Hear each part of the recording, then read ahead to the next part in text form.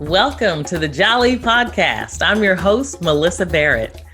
This podcast is for those who are interested in the conversation around diversity, inclusion, and equity. Each week, I'll be interviewing a guest who has something special to share or is actively part of building solutions in this space. Let's get started. All right, this week it is my pleasure. I am so excited to have Goldman here with me. And so I just like to jump in. You know, I'm one of those people that when I get somebody on the phone, I just want to jump in and hear about your story, how you got to be where you are today. And then maybe we can talk a little bit more about what you're doing, what EOS is doing, and really kind of in a DEI construct. That sounds great. Thank you for having me. I'm excited to have this conversation. Yes. So tell us how you got to be where you are today, because I know you have kind of a whole career path that has brought you to where you are. Yeah, it's been an interesting one, a wild ride from early in my career, working for companies like Esprit and Levi Strauss, moving to big corporations like Disney and ESPN, and then going out on my own as a consultant. And that's what I've been doing for the last, 14 plus years. I guess to start in my kind of what I call the early years, out of college, I was very idealistic and, wanted to work for the right company that had the right kind of core values, and spent quite a bit of time and decided that Esprit was the company that I wanted to work for. They were here in San Francisco, and I'm born and raised here. So they were home and they were doing all kinds of really interesting things. So I started there in the late 80s, and not too long after I started, Esprit was doing advertising and running campaigns to raise awareness for HIV/AIDS. And this was back in the late 80s, when that wasn't a very popular thing to do. And it's one of the things I really liked about working there. Esprit had no qualms with, forging a new path and talking about things that, for many are taboo. And it was really the ethos of the company. And I enjoyed that quite a bit. And I actually became the person that managed their corporate sponsorship of the AIDS Walk in San Francisco. And that was the biggest of the AIDS walks in the US. I think it still is, actually. And, we would do slogans. I think the first one we did was, "Don't just talk, walk the walk," something like that. So that was a great experience, and working with, folks like Wells Fargo and Visa and, a lot of different corporations. But we were kind of the creative folks behind it, and did a lot of that work. And it was very meaningful to me personally, just growing up in San Francisco. I remember too, I was there for a while, into the early 90s. And that's when Esprit launched the "What Would You Do to Make the World Better?" This was like the first Real People campaign. This was even before Benetton. And we sent out 200,000 questionnaires to customers. And they all wrote back answering the question, what would I do to make the world a better place? And I'll never forget some of these campaigns. These were like full page spreads in major magazines. And there was even a TV campaign, I believe. And I remember some of my favorites. There was one about a woman's right to choose. And what it said on the print ad was, "Keep a woman's right to choose unless George Bush is free to babysit." and there were serious things like give back the land stolen from Native Americans. And I'd find a cure for AIDS. I couldn't stand losing another friend. So lots of really, really cool work around, corporate responsibility. And I remember, because we had stores and we had shop and shops and the major retailers, and we would do all the visuals. And I remember many of the stores wouldn't put up some of the campaign ads because of the content. And we refused to send them a replacement. So we stood our ground. So that was like my ideal, perfect, wonderful, live in the core values at work days. Yeah. From there, I moved to Levi Strauss, and that was kind of me growing up a bit and starting to understand what corporate responsibility was and how that functions as an integral part of an organization. And back then, this was mid 90s, and Levi Strauss was really forging ahead with corporate responsibility around manufacturing, especially overseas. So trying to develop a code of conduct and understand and really research what was going on there, and what they needed to do, to support the folks working in the factory. And it was not an easy task. I remember it was a multi-year project there. And for me, I was there in a marketing capacity launching the Dockers brand. Okay. So, was able to create business casual, from launching that brand. So that was exciting. And so that was like the first 10 years of my career, mostly in marketing, some in operations. And one day I got a call from Disney.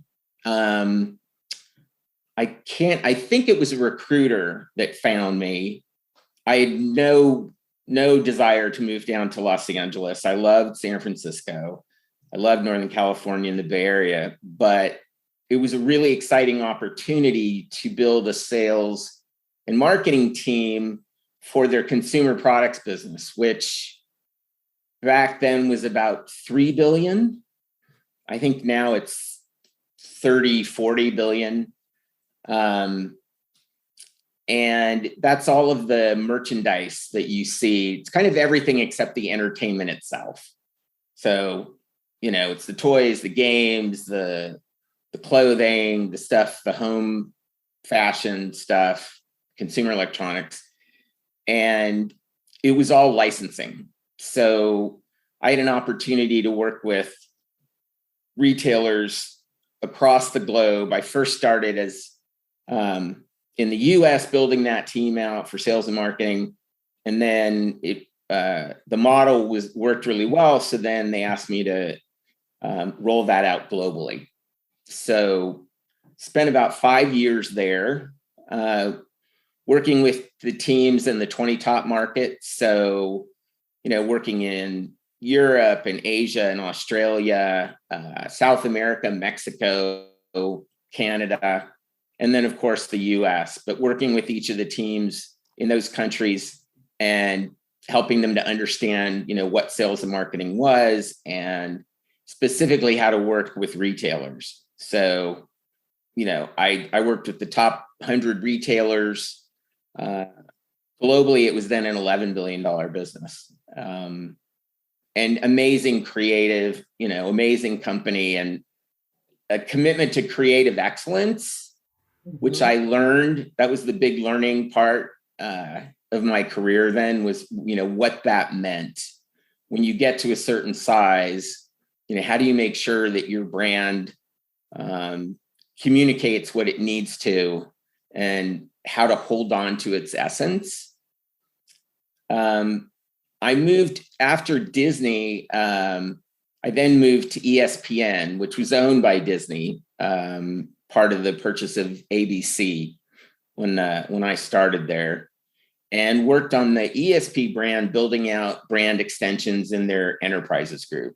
So, working on franchises like College Game Day, and X Games. Nice. Learned a lot.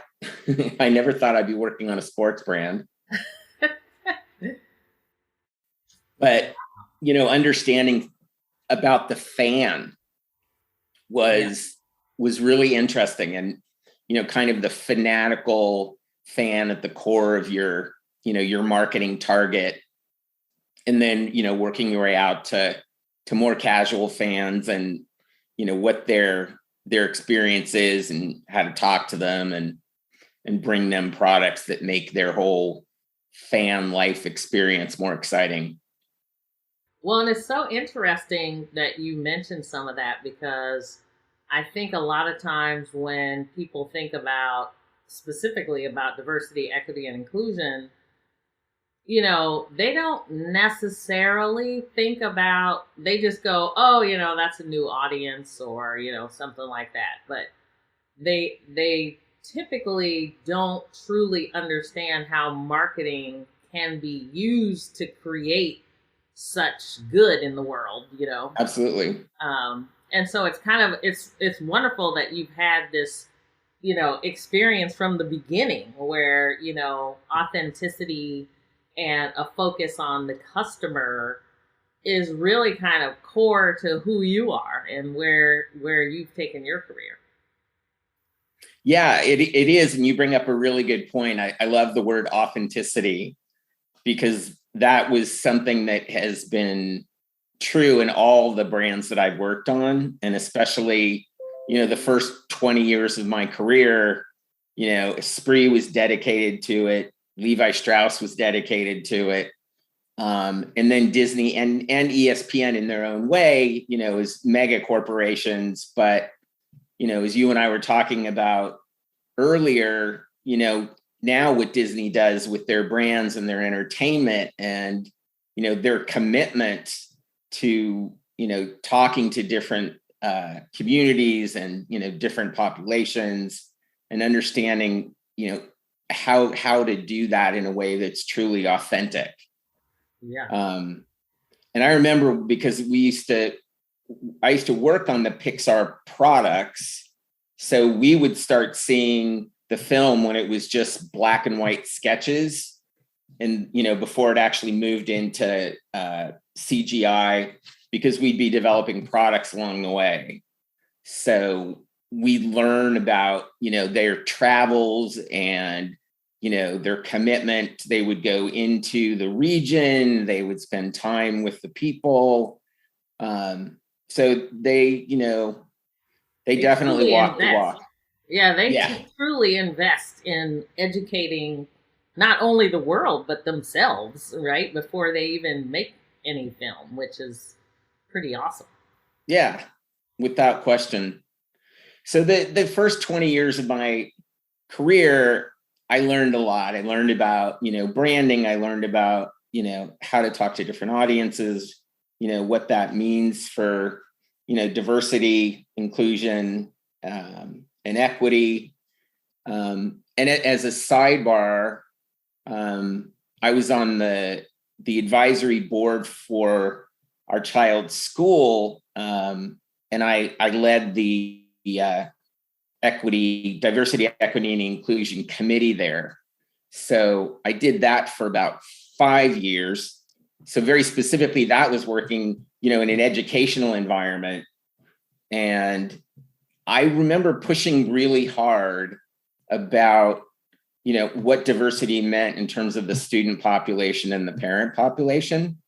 And, everybody can talk about it and say, oh, 30% or 40%.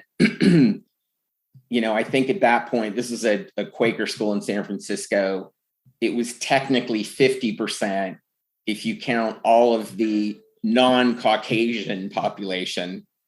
But within that, you really have to look at different cultures and, what those people need, and what it means socioeconomically, and what it means in terms of the type of support that they need.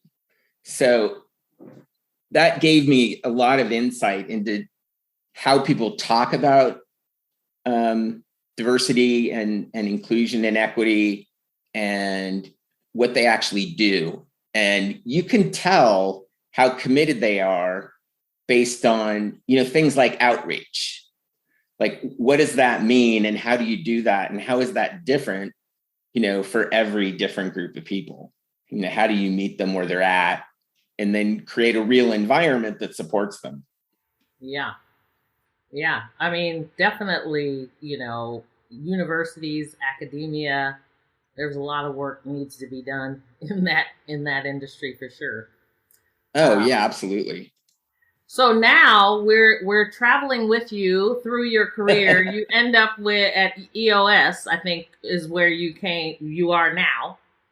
Um, and so you're doing consulting specifically for organizations, and within organizations. So talk a little bit about that and how that process works. Sure.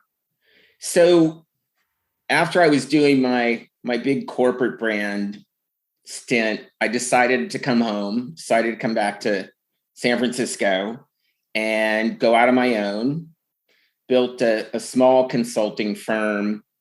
There were, I think, 7, 8 of us at one point, and basically working on building businesses primarily through brand extensions. So building businesses within larger organizations. So, if it was an entertainment brand, we might be doing products. If it was a spirits brand, we might be working on some kind of a promotion and then building, product lines out of that. So I worked on brands like Cosmo and Popular Mechanics and Sesame Street. I even did some work for a video game brand, Namco Bandai. And the thing that I enjoyed the most was that I got to work on all these different brands and across every industry you can imagine. So, from CPG to consumer electronics and manufacturing, and even spent a couple of years working with cannabis brands and cannabis companies. And that was around the time that California legalized recreational cannabis. Fascinating industry. There isn't an industry like that that's growing as fast and as big as it is. I think so far in the US, the industry's created something like 500,000 jobs. And, it's a multi-billion-dollar industry. But lots and lots of difficulties, especially around taxation and regulation. Yeah. And one of the things that's real troubling about that now is there a dozen really big companies that are buying up licenses and space and retail around the US, operating in each state. They call them multi-state operators, and they've got the deep pockets, so they can afford to take the losses. And a lot of the small folks are losing out. They're either getting bought up or they're going bankrupt, especially in California. Oh, interesting. So about the time COVID came around, I decided that I wanted to focus more on coaching and facilitating, which is my favorite thing to do. I love working with groups and facilitating. I love working with individuals too. And what I decided was I wanted to be a solo entrepreneur. I wanted to work as a consultant, but I wanted to be a part of something bigger than just me. So during COVID, I spent a lot of time thinking about what that meant and how I could achieve those goals. And someone introduced me to EOS, which stands for the Entrepreneurial Operating System. And essentially, I work on 3 different things with my clients. The first one is their vision. And that's really about understanding what it is they want and where they want to go, and figuring out and putting into place a system that helps everybody know how they're going to get there and the part that they're going to play in that. The second piece is around traction and then making progress. So that's really putting a simple set of tools into place, discipline, and the processes so they can get there. And that includes everything from, running, weekly meetings. There's a structure to it, to, how they do their hiring and their people, how they recruit, operations, measurement, performance, all that kind of stuff. And the third piece of it, which for me is actually one of the more enjoyable pieces, is helping them to be a healthy organization and working with the leadership team to make sure that they're healthy and highly functioning. And at the end of the day, my clients enjoy their work. They enjoy the people they're working with. They feel like they're making a difference. They're getting compensated appropriately, and they still have time to enjoy other passions in their life. So that's the success picture. When everybody in the organization has that kind of outlook. It's tough work. It takes a couple of years to get there. But it's, there's no silver bullet, there's no magic in it. And it's not difficult to understand. It just takes a lot of grit and commitment to get there. Well, and it's funny because I have found that there are folks that have a vision when it comes to diversity, equity, and inclusion, but maybe they don't have traction, or they're struggling with leadership, or they think they have traction, but they really don't because they don't have the right measurements in place. So, I mean, it's interesting that you talk about it in that way, because I think, there's a lot of folks out there trying to do DEI work, but like the vision, I think in some cases may be challenging, but it's like getting to the traction is really challenging as well, because I think folks struggle with, how do we put the vision in place, and do we actually own the vision, or are there other components that we have to bring in order to connect that vision to get some traction? So I love the fact that you're bringing in that along with leadership health, because, I think a lot of times we look at leadership and, but they're working to death, and maybe they're not really getting the success that they want. So are there tips or tools that you want to pass along that might be helpful? Sure. You bring up a really good point, because one of the places that we start in building their vision is defining their core values. And everything that we do has those core values at its heart. And there's always a component of that around diversity and around building a more diverse, stronger team, which we all know makes a better team. And even when we go through what we call the people analyzer to figure out, who embodies those core values, we wind up with folks, even on the leadership team, we call them right people, right seats. So similar to what you were just saying, we'll have the right people in there, but they might not be in the right seats. Like, those aren't their core competencies. And then we'll also have the right seats, but the wrong people. So you might have somebody in there that's doing an amazing job in their function, but they don't embrace the core values, and they're truly undermining what the company's trying to do. People don't want to admit it. They're like, what?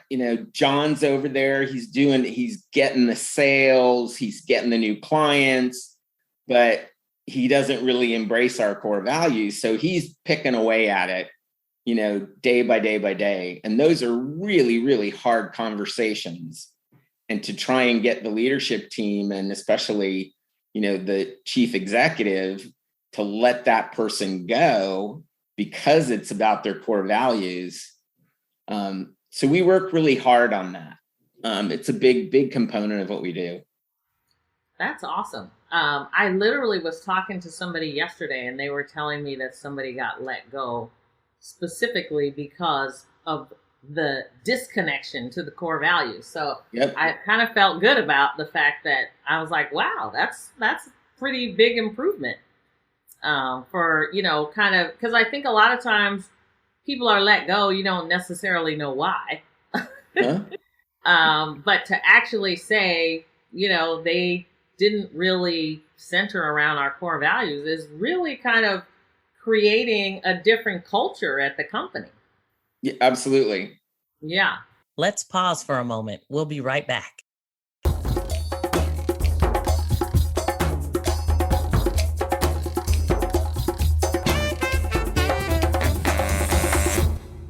So then traction, when you talked about the operating principles and, all of the things, I'm assuming that's where you really see the measurement for, or, some people dashboards or whatever in Yep. terms of kind of the health of the business. And are there specific ones that you focus on for diversity, or when you think about the function or organization, is it, kind of similar? Well, one of the things that we build out with each client that I work with is called a vision traction organizer. So, a lot of companies will build out their vision and core values and business plan. And, there's a 40, 50 page document in a binder sitting on a shelf somewhere that no one sees. And the vision traction organizer that we use is literally 2 pages. And the first page is their vision, their core values, looking at a 10-year picture, where they want to be, what their marketing focus is, their point of difference, getting all the core components of their business on paper. And then the second half of that is all about measurement and goals. So there's a 3-year picture, there's a 1-year plan. And then the way that we work with the client is on a 90-day cycle. So I get each one of them working in a 90-day world. And part of that is putting measurements in place. And even if it's just one thing for somebody, everybody has some type of measurement or KPI. And we call them rocks. It's funny because that comes from the idea that, if you have a pile of rocks and pebbles and sand, the core stuff, things you should be working on, the medium type, and then the small things, if you fill it up with sand and then pebbles, there's no room for the rocks. But if you put the rocks in, the pebbles and the sand are going to find their way in there, but the rocks are going to, fill up that glass the most. So we get them on that 90-day cycle. And, apart from the financial metrics, they're always, people metrics, diversity metrics, and those flow throughout the whole organization. Yeah. Well, and it's funny you mentioned they flow throughout the whole organization, because when you think about, DEI, there's a lot of folks that when you talk to them, one of the first things they think about is retention or HR. Mm-hmm. A lot of DEI is sitting in the HR function, but it actually does permeate throughout the organization, and making sure that you have diversity metrics throughout the organization, I think, can also be somewhat challenging for folks to kind of understand how that looks. Not just from a equal pay or diversity metrics or anything like that, but really to understand how diversity is making the business work.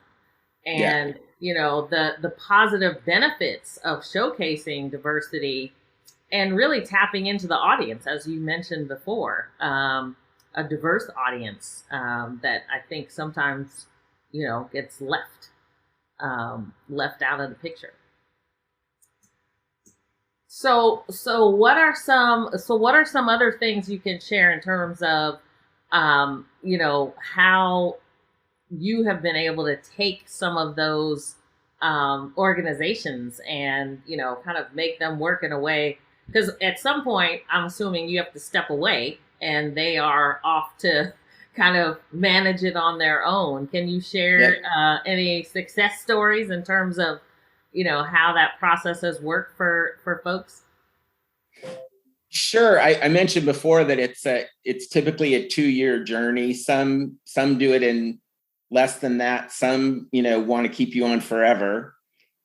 Our goal, my goal, is for them to graduate essentially. So there's a point at time where they're using all the different processes and disciplines. They're using all the tools. There's a core toolbox of 20 different tools, ranging from things like the people analyzer to things like, how to run we call them L10s, level 10 meetings, which is a 90-minute meeting every Monday, for every group. But you know how many people hate staff meetings?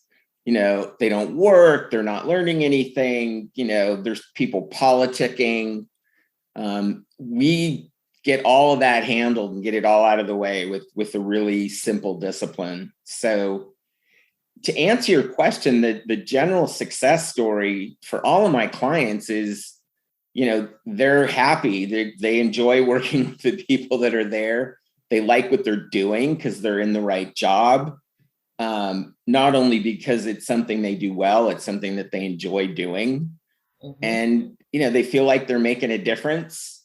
They're getting paid appropriately, and, they're not working 60-hour weeks. So, they have time to pursue other passions and other goals.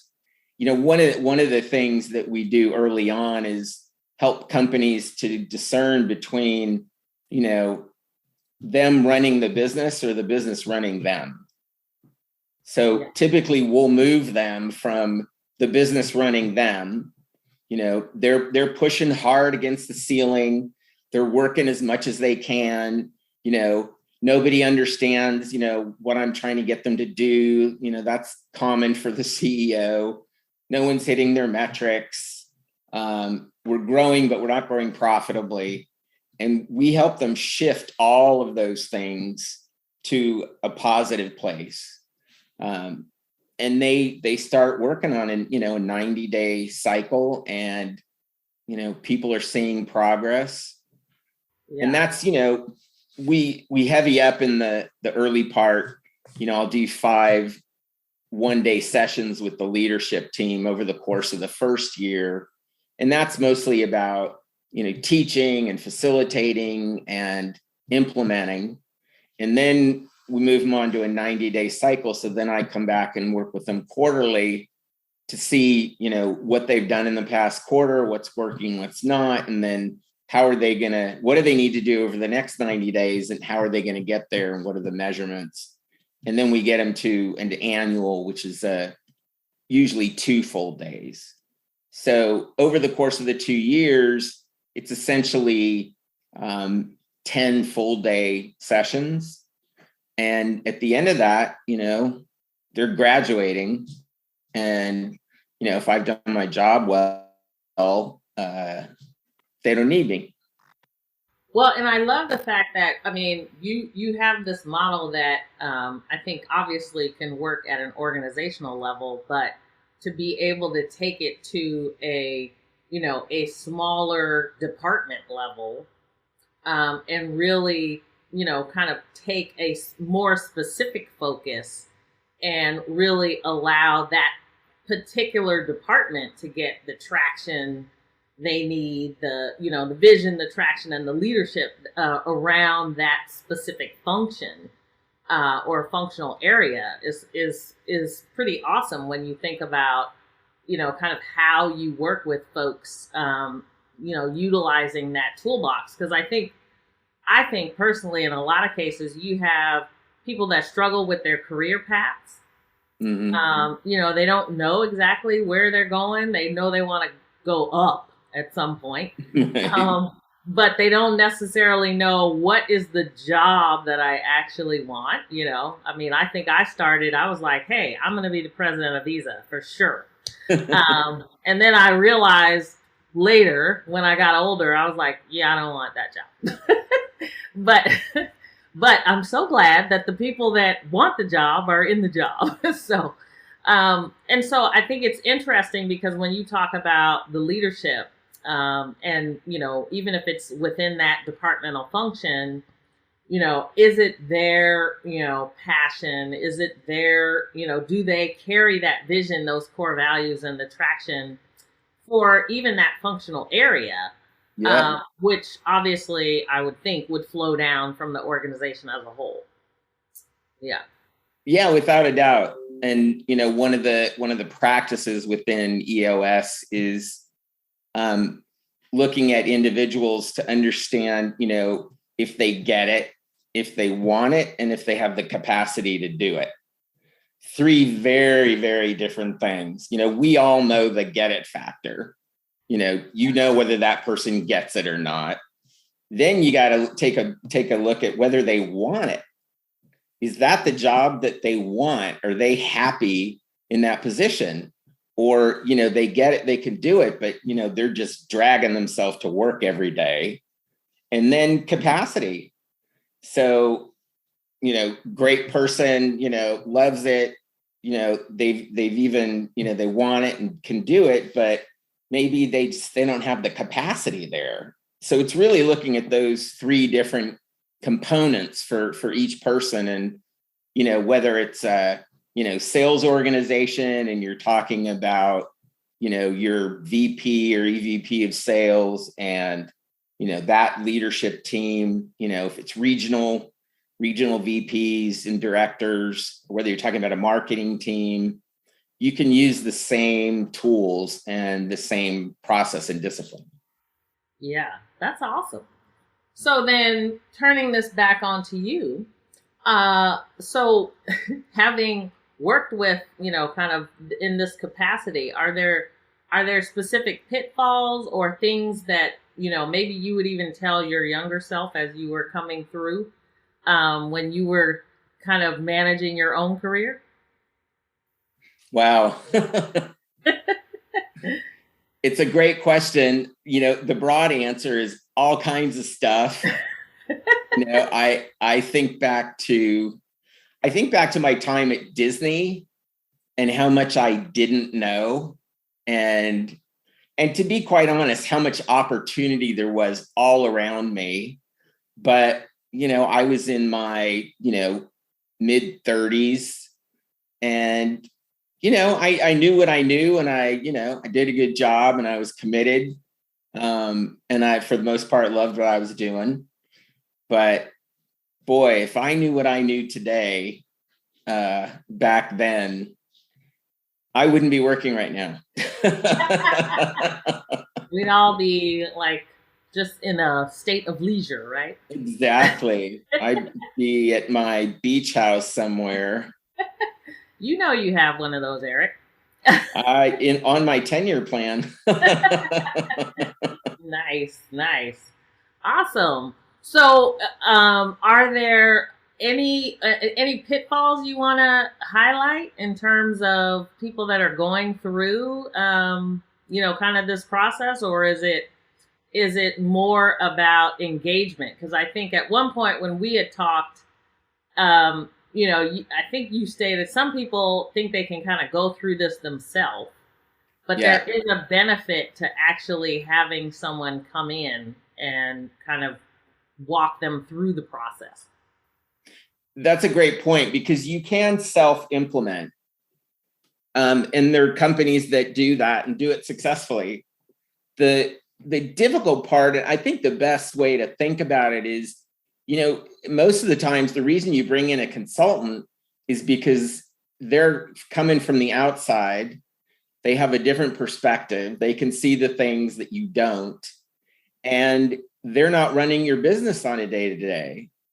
So self-implementing is hard because you've got people that are already doing their job, and now you're asking them to think about running the business in a different way. So that's one of the benefits of working with an implementer. And seeing their own blind spots, which yes, which is challenging. Yeah. One of my favorite things to do is when facilitating, any part of the EOS process is you'd be surprised how much people know, but they don't know that they know. So a big part of that is, working with them, using different tools, different evaluations, different assessments, different kinds of conversations, team building, you name it. But it's getting to that point where people can get really, really honest and, talk about how things are working for them, how they're feeling about things. And it's such an amazing thing to see people open up, and then to hear them talking to one another saying, oh my God, I had no idea you felt that way, or I had no idea you were struggling with that. How can I help? And, you wind up with these teams that, go from dreading their job or feeling like they're just working so hard and they're burning out to, how can I help you? How can we make this happen together? And just a real sense of camaraderie that, awesome. You get rid of a lot of the politics, and, people are just real honest with each other. And, it's okay to say, hey, this is my career path. I want to be in this job for another year, maybe two, but, my expectation is to move into this or to move up, as you had mentioned. And it's okay to have those kinds of aspirations and be able to talk to your peers about it. Yeah, that's awesome. Well, in a way, then you're actually creating safe spaces for people to have those conversations that typically they wouldn't have before, which is great. I mean, because I think a lot of times that's what we miss, right? It's like we think we're doing the right thing, but somebody is silently over there suffering. When I work with teams, one of the things we do that gets real very, very quickly is each person. So let's say there's 6 people on the leadership team, CEO, and then 5 VPs, we'll call them. So let's say that we're all looking at the CEO. So the 5 people, they pick one thing that they want the CEO to continue doing, and they pick one thing they want them to either start doing or stop doing. And then you go around. So each person gets that review from 5 other people.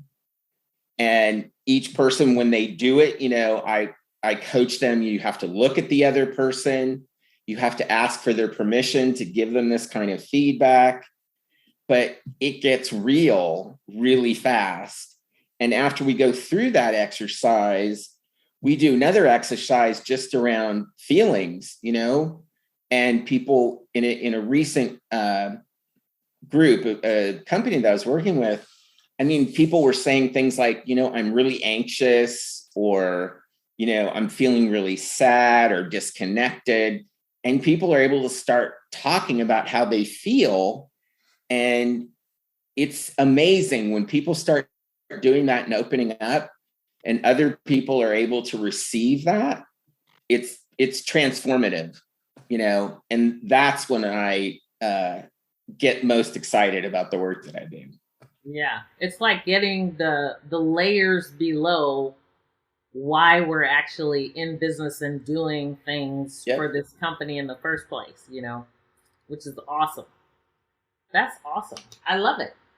Wonderful, wonderful stuff. So then with, I mean, I know you said you kind of launched this in the height of the pandemic. because I imagine there's, I mean, I would say I'm probably part of the Great Resignation. But are there things that you see even in terms of the pipeline of people? I know there are lots of folks that are struggling to like bring people in and kind of keep them and kind of focus on leadership and Yep. having the right people in the right position. Yep. Any tips or tools you can give us there? Or Yeah, one of the things that I encounter sometimes is, I'll be talking to a potential client and they'll say, "Oh, we can't start this because we've got, two critical positions that are open. And we're just having a hell of a time filling them. We've talked to all these people and, they're just not a good fit or they just don't have the capacity." And one of the things that I tell them is, wouldn't you like to be recruiting those people with a really good understanding of your vision and how you're going to get there? And, the kind of discipline and processes you have in place to do that and your core values. And oftentimes they don't think about it that way. Let's get the people that are there on board and then be really clear about, who you want to bring on. Makes the hiring process a whole lot easier, much, much less laborious, because it's pretty easy to find in the first 5 minutes of talking to somebody whether they're going to be a good fit based on your core values. Yeah, I love that. That's awesome. Oh my gosh, Eric, I could go on and on and on. Thank you so much for joining the Jali podcast. We should probably help people know how to reach you if they're interested in getting more information or connecting with you directly. Yes, please. So there's two ways. You can give me a call. Do you want me to tell people what my number is? Great. So it's 415-845-7475. Call me anytime. 415-845-7475. Or you can send me an email to eric.goldman@EOS Worldwide.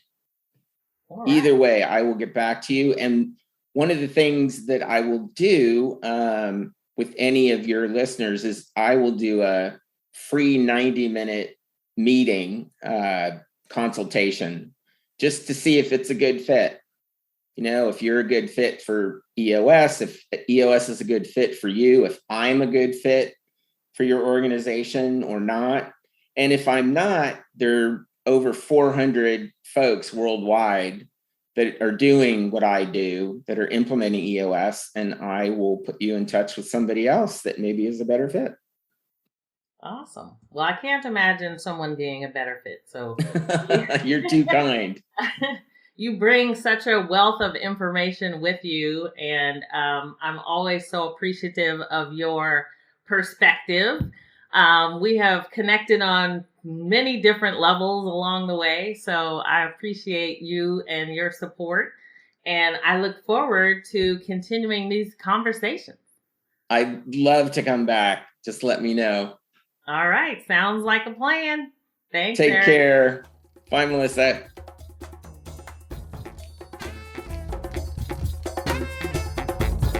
Thanks for joining me on the Jali podcast. Please subscribe so you won't miss an episode. See you next week.